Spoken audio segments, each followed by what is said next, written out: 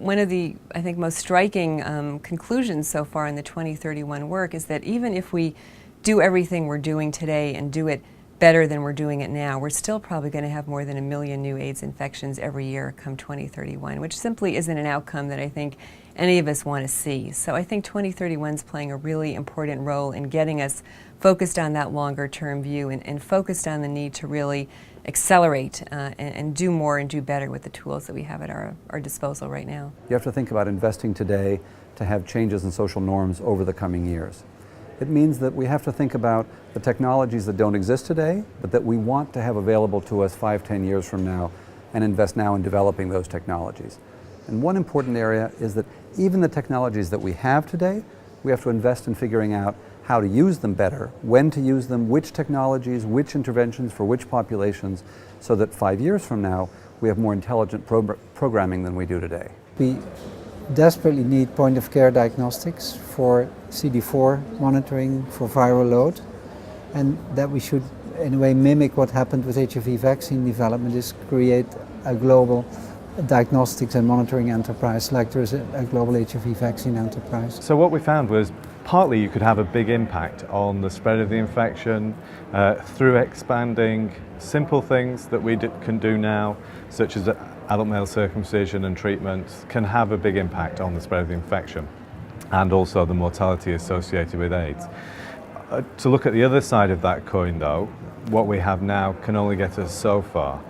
So we're still left with many millions of new infections. We do need new tools to improve our interventions. And actually what's missing at the moment is the evidence of the potential effect size of changes that you make with structural interventions. So we were able to highlight the need for that evidence if we're going to seriously implement some of the structural changes. By talking in epidemiological shortcut language, rather than doing the real work of understanding how, let's take for one example, men who have sex with men, how they live their lives in a particular culture.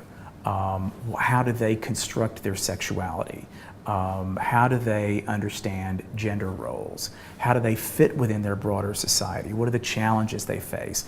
By not doing that work, we are hamstrung in a lot of ways in putting together strategies that respond to their realities. In terms of research on sexuality and sexual practice, we find that there's a lot of imprecision that we use, a lot of misunderstandings, and a lot of assumptions that we make about people's sexuality, the motivations for their sexual behavior, and their choices and their preferences, and that we need to do more to understand why people make the kinds of choices that they do, the kinds of sexual and gender-based identities that they seek. That'll help us program more effectively to understand where they're coming from and how they can, again, protect themselves. Much in the long-term picture of AIDS remains uncertain, and that in planning for the future we have to somehow plan for uncertainty.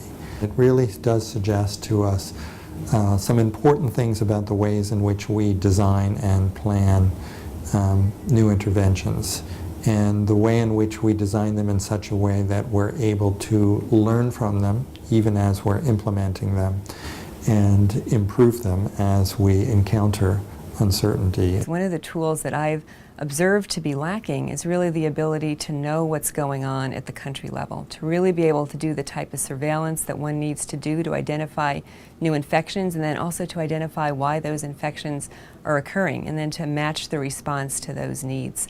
So I think that speaks to the imperative to really make sure that we're doing good training around surveillance, and then the ability to interpret the results of that surveillance and then act on it.